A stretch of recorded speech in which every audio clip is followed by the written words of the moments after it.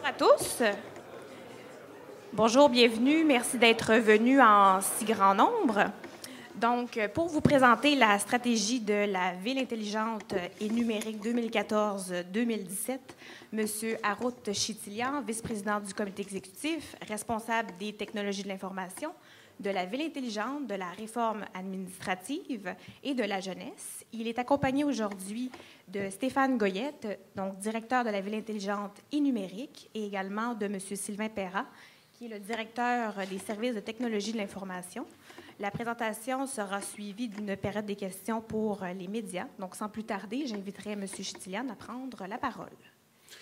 Merci beaucoup. C'est une très grande journée pour Montréal aujourd'hui et je suis très honoré d'être ici parmi vous. Premièrement, il faut présenter mes collègues ici de l'administration. Donc, dans les derniers mois, il y a des gestes importants qui ont été posés pour, premièrement, recruter des personnes de grande qualité pour accompagner cette démarche. Donc, je suis ravi d'avoir avec moi Stéphane Goyette, donc le directeur du Bureau de la Ville intelligente. Et depuis quelques mois également, on est ravi de compter également sur M. Sylvain Perrat, qui est le directeur du département de technologie d'information. Également, parmi nous aujourd'hui, on est extrêmement honoré de compter sur tous les partenaires de la fonction publique montréalaise. Donc, je remarque ici dans la salle plusieurs directeurs de différents départements qui ont collaboré à cette démarche. Il y a également des partenaires parapublics, donc la STM est présente ici, également d'autres organismes parapublics comme Stationnement Montréal qui a été invité également. Mais surtout, je suis ravi de compter sur la société civile qui s'est déplacée en grand nombre pour, premièrement, prendre acte de cette stratégie, mais également de travailler avec nous main en main pour sa réalisation. La démarche a commencé au mois de mars de l'année passée, quand on a créé ce bureau, et surtout, suite aux vœux du maire, on a déterminé qu'on allait devenir une des villes les plus intelligentes au monde d'ici 2017. Pour ce faire, on a fait un travail exhaustif d'analyse. On a commencé par analyser 7 grandes villes qui ont déjà une stratégie dans le domaine des questions numériques. On a analysé également l'ensemble des bases de données des appels 311 pour identifier des demandes récurrentes de la population montréalaise. On est allé fouiller dans les 7600 répondants des différents sondages qu'on a organisés à travers les années. Mais surtout, et je mise sur ce point-là, on a organisé un dialogue ouvert, un dialogue continu avec la population montréalaise et on a été accompagné dans cette démarche par l'Office de consultation publique de Montréal, mais également de nombreux partenaires parapublics. À travers ces différentes consultations, on a pu rencontrer et sonder 400 Montréalais. Qu'est-ce que les études internationales nous ont permis d'identifier? Au niveau international, on voit les stratégies organisées en 2 blocs distincts. Premièrement, les villes travaillent sur les éléments structurels. Donc, les éléments structurels, dans la plupart du temps, c'est les télécoms, les données ouvertes, mais également la question des infrastructures. De plus, les villes également développent des projets dans différents domaines d'intervention, soit dans le domaine d'intervention cadre de vie, services directs aux citoyens, le développement économique, le développement durable, la mobilité urbaine et surtout les infrastructures de télécommunications. Dans notre cas, on ne part pas de zéro. Et il faut toujours le répéter, Montréal est déjà une ville intelligente et numérique. Montréal, c'est la ville dans laquelle on trouve 10 Living Labs, 1 Fab Lab, 170 000 étudiants, 11 universités, 21 milliards d'activités économiques dans le domaine des technologies d'information, de centaines de milliers d'employés qui travaillent dans le domaine aérospatial et dans le domaine des technologies d'information, et déjà 750 points d'accès, donc avec île sans fil, pour l'Internet public.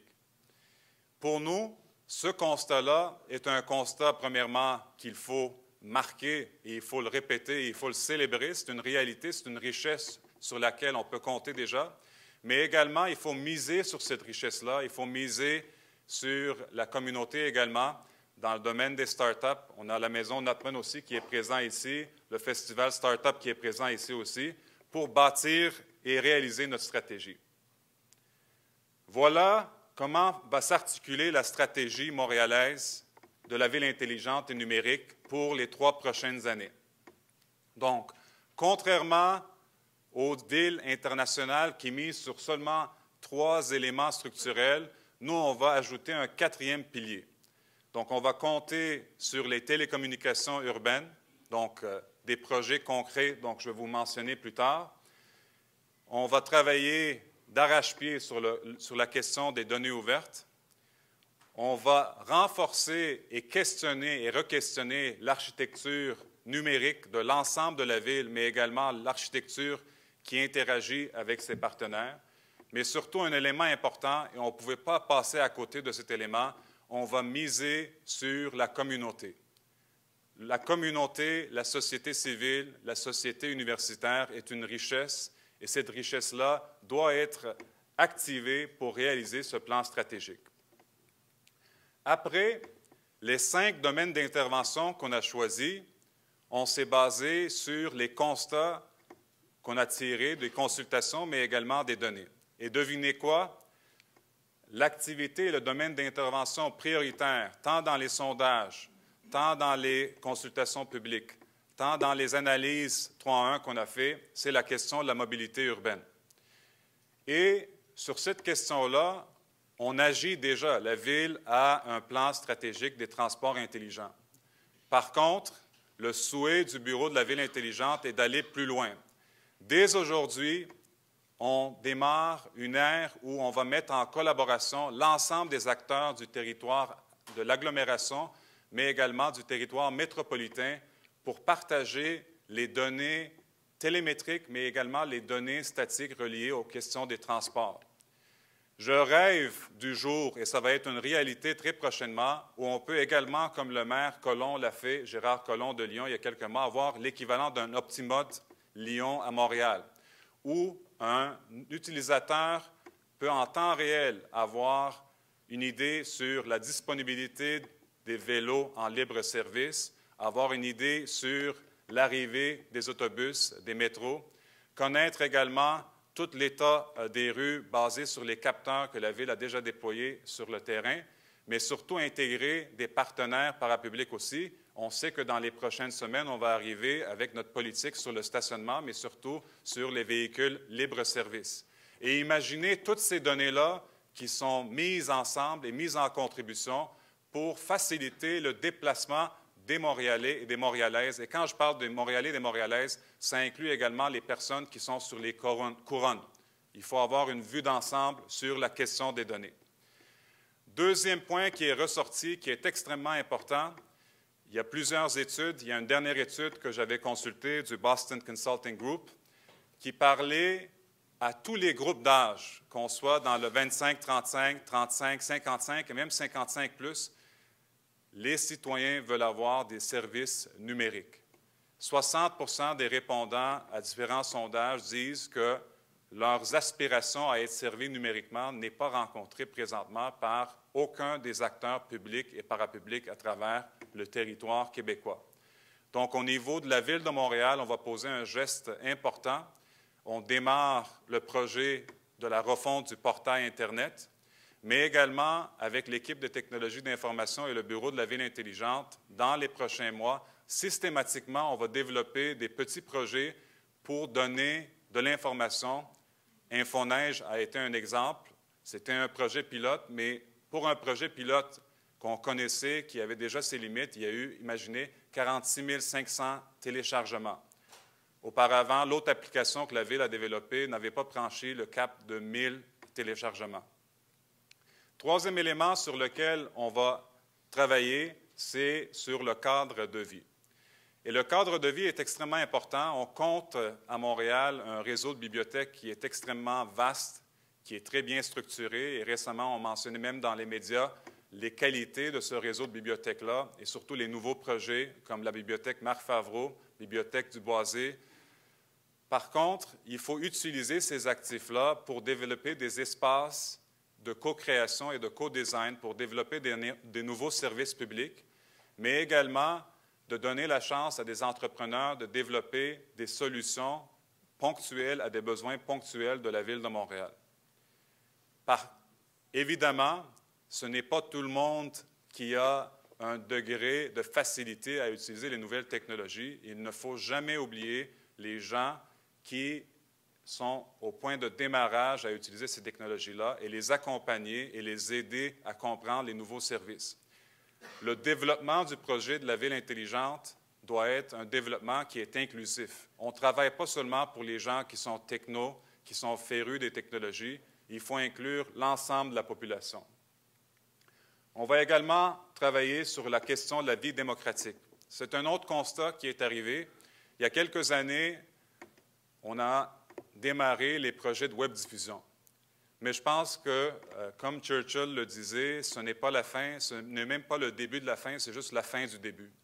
Il faut aller beaucoup plus loin à utiliser les technologies, à rendre notre vie démocratique beaucoup plus transparente, mais surtout beaucoup plus accessible à la population. Et le plan d'action dans le domaine de la vie démocratique va s'attarder sur cette question-là. Et également, une priorité qui est transversale, c'est le développement économique. Vous savez, le train est peut-être parti dans ce domaine-là. Il y a certaines villes qui, déjà, se déclarent comme des villes dans lesquelles il y a un créneau économique important sur les initiatives de la ville intelligente. Par contre, les opportunités sont énormes à l'horizon. Et on aspire à créer à Montréal un créneau économique où le secteur universitaire, le secteur public, donc la Ville et le gouvernement du Québec, et également le secteur privé, institutionnel, la communauté des start-up vont créer un créneau où on développe des solutions, pas seulement pour les Montréalais, mais des solutions qu'on pourra exporter à travers le monde. Et sur cette question-là, la Ville va agir de trois façons. On va être promoteur de plusieurs projets, on va accompagner les projets existants et surtout, on va faciliter également le maillage entre différents acteurs. Maintenant, c'est bien d'avoir cette présentation-là. Donc, pour l'ensemble de la stratégie, la Ville va jouer trois rôles. Donc, dans le domaine des transports, par exemple, on va être promoteur de certains projets, on va être facilitateur d'autres et également en soutien de projets différents. Dans le domaine de la démocratie et de l'accessibilité à la démocratie, on va être plutôt promoteur parce que je pense qu'il y a un bout de chemin à faire au niveau de nos responsabilités ici à l'interne. Également, dans le domaine des services numériques publics, la Ville va agir comme promoteur de plusieurs projets. Même chose pour le cadre de vie et même chose pour le cadre de développement économique. Quelles sont les prochaines étapes? Il va y avoir des plans d'action sectoriels dans les prochaines semaines. Premier plan d'action qui va être déposé, c'est un plan d'action sur la question des télécommunications. On va se pencher sur deux aspects. L'aspect public, donc le domaine public, et sur le domaine public, on veut avoir du Wi-Fi gratuit et accessible à tous. On veut généraliser la bande passante à haut débit dans l'ensemble des maisons montréalaises, donc jusqu'à la porte des maisons, donc fiber to home, comme on dit en anglais. Également, on veut développer avec l'équipe d'urbanistes de la Ville de Montréal cette réflexe dorénavant d'inclure dans tous les grands projets de la Ville, que ce soit Sainte-Catherine, que ce soit d'autres projets, la question de la bande passante. On fait un travail remarquable depuis presque 100 ans avec la Commission des services électriques à bien gérer les canaux souterrains, mais là, il va falloir commencer à s'attarder dans ce qui passe dans ces canaux, surtout l'actif que cette bande passante va représenter pour les Montréalais, mais également pour l'administration publique. Deuxième projet qui est déjà lancé et sur lequel on travaille d'arrache-pied, c'est le projet du portail. Donc, ce projet-là aussi va avoir dans les prochains mois une présentation publique pour valider les grandes orientations avec la population montréalaise. Même chose avec le projet de la refonte du 3-1-1 qui va être également présenté et validé avant d'être mis en vitesse grande V.